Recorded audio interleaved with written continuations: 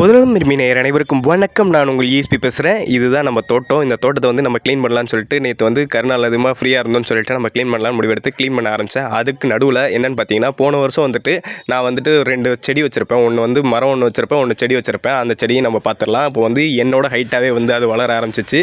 இங்கே பாருங்கள், ஒன்று வந்து தேக்கு கன்று. இந்த தேக்கு கன்று வந்துட்டு நம்மளோட ஹைட்டாகவே வளர ஆரம்பிச்சிச்சு. முக்கால் சைஸ் வந்துருச்சு. அதுக்கப்புறம் வந்துட்டு செம்பருத்தி பூ செடி வந்து வச்சுருந்தோம். அது வந்து நம்மளை ஹைட்டை விட்டு தாண்டி நம்மளோட பெருசாகவே வளர ஆரம்பிச்சிச்சு. இப்போ பாருங்கள், செம்பருத்தி செடி இதுதான் வந்து போன வருஷம் வந்து நான் வச்சுருந்தேன். போன வருஷத்துலேருந்து இந்த வருஷத்துக்கு வந்துட்டு இது வந்து டெவலப் ஆயிடுச்சு. பாருங்கள் எப்படி இருக்குன்னு. இந்த செம்பருத்தி இது சுற்றி இருக்க இடத்தெல்லாம் வந்து க்ளீன் பண்ணலான்னு பார்த்தோம்.